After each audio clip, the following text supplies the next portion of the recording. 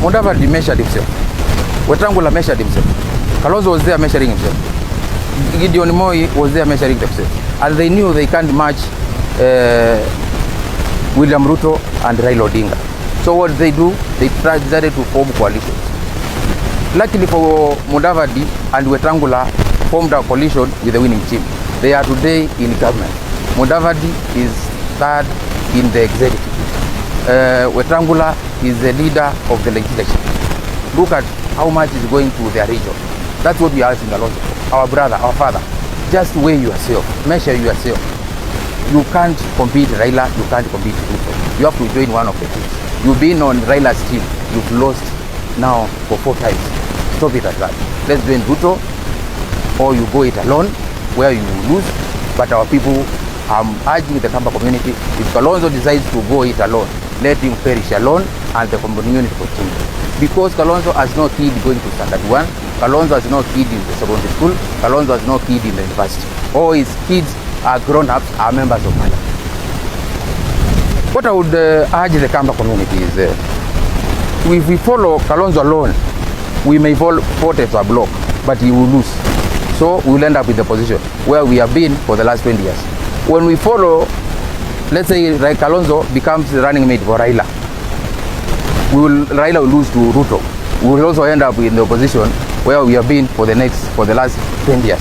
So the best way to go is what we are trying to persuade our people to do. Let's join the government. An example was set, a precedence has been set by the people of Mount Kenya. Uhuru Kenyatta was the president and he invested government machinery.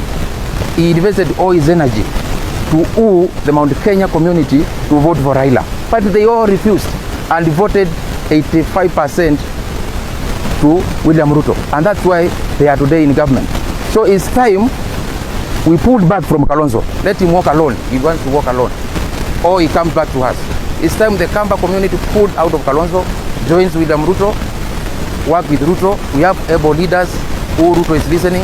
If Kalonzo wants to lead us to Ruto's side, we are okay with that. He can come, do a coalition, so that our community can be in power. But as long as he insists on going it alone, as long as he insists on backing Raila Odinga, for heaven's sake, we are coming for him and he will lose it back. Kalonzo candidature is not viable because if Kalonzo goes alone, he can't campaign in the whole country for more than a week. The guy will run broke in a week's time, and that's factual. Number 2, Raila has invested all his life, all his wealth in politics.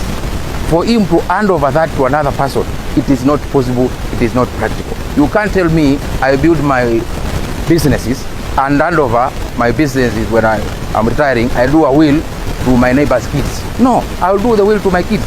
So there is no way Odinga Raila can build an empire, a political empire, and hand it over to Kalonzo. Nobody should wait for that. Kalonzo has to go it alone, which he can't. Raila will not back him up because Raila has invested so heavily. He still believes he has the energy, which he does.